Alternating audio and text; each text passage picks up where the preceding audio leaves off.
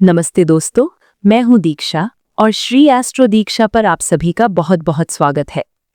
क्या आपने कभी ऐसा महसूस किया है कि आप जी तोड़ मेहनत कर रहे हैं, रातों की नींद खराब कर रहे हैं, लेकिन जब फल मिलने की बारी आती है तो कोई और बाजी मार ले जाता है?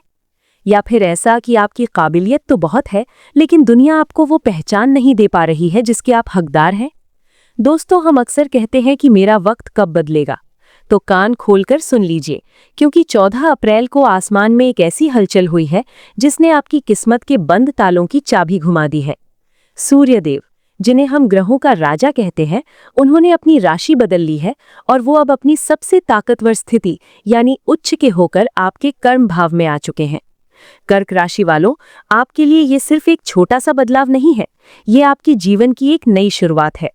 अब तक आप जिस अंधेरे में थे या जिस उलझन में थे, उसे खत्म करने के लिए खुद भगवान सूर्य आपके प्रोफेशनल लाइफ के घर में आकर बैठ गए हैं। आज के इस वीडियो में मैं आपको बताऊंगी कि अगले 1 महीने तक आपकी लाइफ में क्या क्या बड़ा होने वाला है। यकीन मानिए, अगर आपने आज की ये बातें समझ ली तो आप खुद कहेंगे कि हाँ दीक्षा, अब मेरा समय सच में बदल गया है। ज्योतिष की भाषा में कहें तो सूर्य यहाँ आकर उच्च के हो जाते हैं, यानी वो अपनी सबसे ज्यादा शक्ति में होते हैं। कर्क राशि यानी आपकी राशि के लिए सूर्यदेव आपके धन भाव के स्वामी हैं और वो अब आपके 10वें घर यानी करियर के स्थान पर आ गए हैं। जब धन का मालिक और सफलता का कारक एक साथ आपके काम की जगह पर बैठ जाए तो आप सोच सकते हैं कि धमाका कितना बड़ा होगा। अगले 30 दिन आपके लिए किसी वरदान से कम नहीं है।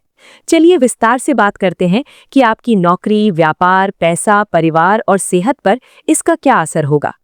कर्क राशि के जातकों के लिए सबसे बड़ा बदलाव उनके करियर में दिखने वाला है।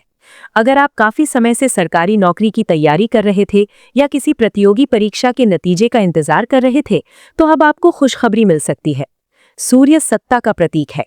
जो लोग राजनीति में हैं, उन्हें कोई बड़ा पद मिल सकता है। आपकी समाज में साख बढ़ेगी, लोग आपकी सलाह मांगेंगे। अगर आप किसी प्राइवेट कंपनी में काम करते हैं और आपको लग रहा था कि आपके बॉस आपको नजरअंदाज कर रहे हैं, तो अब वो समय खत्म हो गया। सूर्यदेव आपके काम को सबके सामने लाएंगे। आपकी मेहनत की चमक अब लोगों की आंखों में चुभेगी नहीं, बल्कि वो आपकी तारीफ करने पर मजबूर हो जाएंगे। इस दौरान आपको कोई बड़ी जिम्मेदारी या नया प्रोजेक्ट मिल सकता है। जो लोग अपना खुद का कुछ शुरू करना चाहते हैं, उनके लिए 14 अप्रैल के बाद का ये समय सोने पर सुहागा है। आपकी निर्णय लेने की क्षमता बहुत बढ़ जाएगी। अब आप डरेंगे नहीं, बल्कि रिस्क लेकर आगे बढ़ेंगे। सूर्य आपको वो साहस देंगे जिसकी आपको अब तक कमी महसूस हो रही थी। चूंकि सूर्य आपके दूसरे घर यानी धन भाव के स्वामी हैं, इसलिए उनका मजबूत होना सीधे आपकी जेब पर असर डालता है। अगर आपका पैसा कहीं फंसा हुआ था, कोई उधार लेकर भूल गया था, तो इस महीने अपनी कोशिशें तेज कर दीजिए। सूर्य की प्रताप से वो व्यक्ति खुद चलकर आपका पैसा लौटाने आ सकता है। अगर आप जमीन या मकान खरीदने या बेचने का सोच रहे थे, तो इस दौरान आपको अच्छी डील मिल सकती है।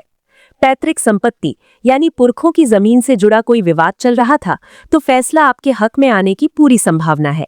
शेयर मार्केट या किसी भी तरह के निवेश में इस समय सोच समझकर लगाया गया पैसा आपको भविष्य में बड़ा मुनाफा देगा। बस एक बात का ध्यान रखिएगा, सूर्यदेव को दिखावा पसंद नहीं है, इसलिए पैसा आने पर घमंड मत करिएगा। कर्क राशि वाले स्वभाव से बहुत भावुक होते हैं। आप अपनों के लिए बहुत कुछ करते हैं, लेकिन बदले में आपको हमेशा वो प्यार नहीं मिलता। पर अब चीजें बदलेंगी। सूर्य पिता के कारक हैं। इस समय आपको अपने पिता का पूरा सहयोग मिलेगा। अगर आपके और उनके बीच कोई अनबन थी, तो उसे बातचीत से सुलझाने का ये सबसे अच्छा मौका है। उनकी सलाह आपके करियर के लिए मील का पत्थर साबित होगी। इस दौरान आपकी बातों में एक वजन होगा। समाज में रिश्तेदारों के बीच आपकी इज्जत बढ़ेगी। लोग आपको एक लीडर की तरह देखेंगे। घर में किसी मांगलिक कार्य की योजना बन सकती है।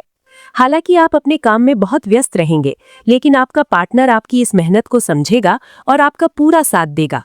मेरे उन छोटे भाई बहनों के लिए जो पढ़ाई कर रहे हैं, उनके लिए ये समय बहुत खास है। अक्सर कर्क राशि के बच्चों का मन भटकता रहता है, क्योंकि उनका स्वामी चंद्रमा है जो बहुत चंचल है। लेकिन अब सूर्य की शक्ति आपके साथ है। आपकी एकाग्रता यानी फोकस बढ़ेगी। जो चीजें आपको पहले समझ नहीं आती थीं, अब वो आसान लगने लगेंगी। खासकर जो लोग कानून, प्रशासन या मेडिकल की पढ़ाई कर रहे हैं, उनके लिए ये महीना बहुत ही शानदार रहने वाला है। आप अपनी क्लास में या अपने ग्रुप में एक टॉपर की तरह उभरेंगे।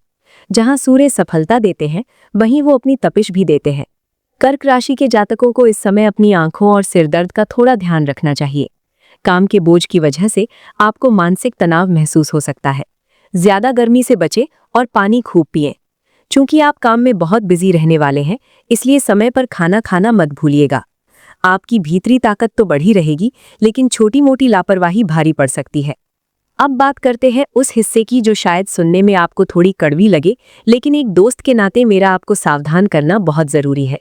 देखिए दोस्तों, जब आसमान में सूर्य इतने ताकतवर होकर आपके कर्म भाव में बैठते हैं, तो वो आपको पद और प्रतिष्ठा तो देते ही हैं, लेकिन साथ ही हमारे अंदर थोड़ा अहंकार यानी ईगो भी भर देते हैं।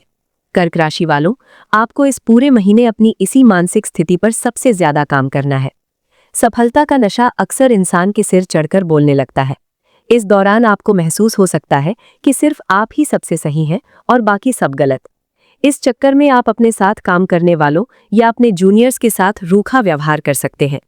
याद रखिएगा, सूर्य की चमक तभी तक अच्छी लगती है जब वो सबको रोशनी दे, लेकिन अगर वही सूरज लोगों को जलाने लगे तो हर कोई उससे दूर भागने लगता है।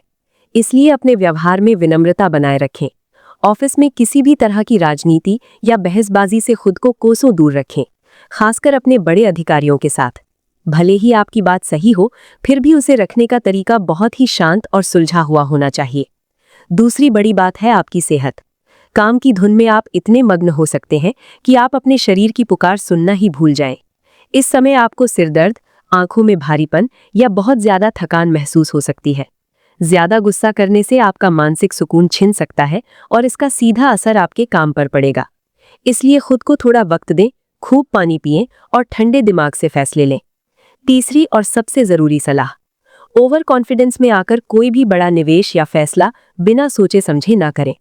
आपकी एक छोटी सी लापरवाही आपकी बनी बनाई साख को नुकसान पहुंचा सकती है। अगर आप इन चंद बातों का ध्यान रखेंगे तो सूर्य देव की ये कृपा आपके जीवन को सच में खुशियों से भर देगी। अगर आप चाहते हैं कि सूर्य देव की ये कृपा आप पर हमेशा बनी रहे, तो कुछ बहुत ही सरल काम आप कर सकते हैं। रोज सुबह तांबे के लोटे में जल लेकर भगवान सूर्य को अर्पित करें। इसमें थोड़ी सी रोली या लाल फूल डाल लें तो और भी अच्छा है। रोज सुबह उठकर अपने पिता के पैर छुएं या उनका आशीर्वाद लें। अगर वो पास नहीं है तो उन्हें फोन करें। सूर्य को मजबूत करने का ये सबसे बड़ा मंत्र है। अगर संभव हो तो रविवार के दिन या रोज आदित्य हृदय स्तोत्र का पाठ करें। इससे आपके अंदर का डर खत्म होगा और आप जीत की ओर बढ़ेंगे। रविवार के दिन किसी गरीब को गुड़ या लाल कपड़े का दान करना आपके लिए बहुत शुभ रहेगा। ये जो समय शुरू हुआ है, ये बार बार नहीं आता। सूर्यदेव साल में सिर्फ एक बार अपनी इस उच्च अवस्था में आते हैं। भगवान ने आपको एक मौका दिया है अपनी पहचान बनाने का, अपने सपनों को सच करने का। याद रखिए, लोहा तभी मुड़ता है जब वो गर्म होता है। आपकी किस्मत का लोहा इस वक्त सूर्य की तपिश में गर्म है। बस एक सही चोट मारने की जरूरत है। आलस को त्याग दीजिए, अपनी पुरानी असफलताओं को भूल जाइए और एक नई उम्मीद के साथ आगे बढ़िए। आप वो सब कुछ हासिल कर सकते हैं जो आपने सोचा है। बस खुद पर यकीन रखिए और सूर्य देव की तरह चमकने के लिए तैयार हो जाइए। अगर आपको आज की ये जानकारी अच्छी लगी हो तो अपने इस चैनल श्री एस्ट्रो दीक्षा को जरूर सब्सक्राइब करें। इस वीडियो को अपने उन दोस्तों के साथ भी शेयर करें ताकि वो भी इस समय का लाभ उठा सकें। कमेंट में जय सूर्यदेव लिखना न भूलें। भगवान आप सबका कल्याण करें, आपको खूब तरक्की मिले। मैं हूं आपकी दोस्त दीक्षा। मिलती हूं आपसे अगले वीडियो में। तब तक के लिए नमस्कार।